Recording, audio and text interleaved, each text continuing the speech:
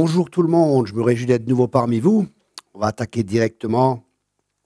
Le thème est pourquoi la souffrance. Dans Jacques 1, Jacques, serviteur de Dieu et du Seigneur Jésus-Christ, aux 12 tribus qui sont dans la dispersion, salue. Le mot dispersion est le mot diaspora. Ce mot signifie en grec un semeur qui met la main dans un sac de semences et qui la disperse comme ça. Et c'est des semences qui sont réparties. Dieu utilise cela, mais ce n'est pas Dieu qui est l'auteur de cette chose négative qu'on appelle la persécution.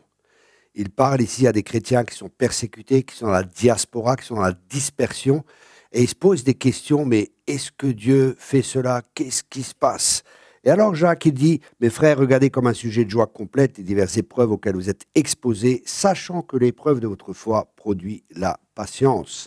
Mais il faut que la patience accomplisse parfaitement son œuvre, afin que vous soyez parfaits et accomplis sans faillir en rien. Et là, c'est intéressant parce qu'il lui dit, si quelqu'un manque de sagesse, qu'il la demande à Dieu, qu'il la donne à tous simplement et sans reproche, et elle lui sera donnée. Ici, il est question de sagesse, pour savoir, mais pourquoi est-ce que ça se passe, Seigneur? Donne-moi de la sagesse, qu'est-ce qui se passe? Est-ce que c'est toi l'auteur de tout cela? Et là, il y a des questions qui se posent, où ils disent, justement, c'est Dieu qui me tente, car Dieu ne peut être tenté par le mal, il ne tente lui-même personne. Ici, il est dit, car Dieu ne peut être tenté par le mal, parce qu'il pense que justement c'est Dieu qui est l'auteur de cette dispersion et de toute cette persécution. Mais là, il dit, il ne tente lui-même personne. Et ce mot tenter signifie une tentation pour détruire. Donc, ça vient clairement de Satan. Ou alors de nous-mêmes, où il dit, mais chacun est tenté quand il est attiré par sa propre convoitise, puis la convoitise, lorsqu'elle a conçu, enfante le péché, et le péché étant consumé, produit la mort. Et là, c'est le thème, le message qui est vraiment important, où l'apôtre Jacques nous dit, ne vous y trompez pas. Ça signifie qu'on peut se tromper. Et il dit, mes frères bien-aimés.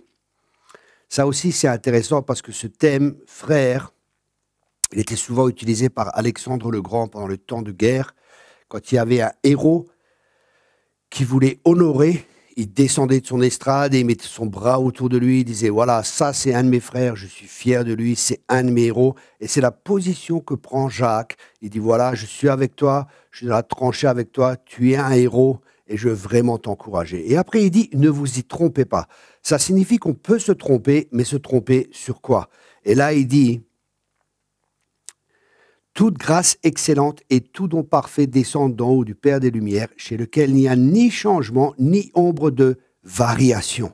Ici, c'est intéressant parce qu'il dit, le mal ne vient pas de Dieu. Dieu, il bénit. Dieu est celui qui bénit. Dieu est celui qui fait pleuvoir sur nous les bénédictions. Et toutes ces choses ne viennent pas de Dieu. Donc, il remet un fondement dans la vie des gens, justement pour qu'ils ne se laissent pas avoir par l'ennemi et qu'ils croient et qu'ils aient une mauvaise image de Dieu. Dieu est bon, bien-aimé, ça doit être un fondement dans notre vie. Dieu est bon, Dieu est pour nous, Dieu n'est pas contre nous, Dieu est toujours pour nous et Dieu est bon. Ça, c'est vraiment important qu'on le comprenne et c'est important que ce soit un fondement dans notre vie. Parce que quand il y a des problèmes qui viennent, des persécutions qui viennent, l'ennemi voudra nous faire croire que cela vient de Dieu, que Dieu est contre nous, que Dieu n'est pas pour nous, que Dieu ne veut pas nous bénir et ainsi de suite. Mais Dieu, il dit, ne vous y trompez pas, mes frères bien-aimés, tout don excellent et toute grâce parfaite viennent du Père des Lumières, chez lequel il n'y a aucune ombre de variation et aucun changement. Ça aussi, c'est important, aucune ombre de variation et aucun changement. Dieu ne change pas, Dieu est bon, il restera bon, il est toujours bon et Dieu est pour nous. Et si Dieu est pour nous, qui peut être contre nous? Voilà, j'espère que cette courte vidéo vous a aidé à placer un fondement dans votre vie. Je vous encourage vraiment à faire notre école biblique. Il y a des promotions actuellement où vous allez recevoir des fondements à travers de cette école qui vont vous aider dans votre quotidien et à vivre la vie que Dieu a prévue pour vous, une vie de plus que vainqueur. Voilà, soyez tous abondamment bénis. Merci beaucoup. À la prochaine vidéo. Abonnez-vous pour suivre notre prochaine vidéo, la manne fraîche. Soyez abondamment bénis. Au revoir.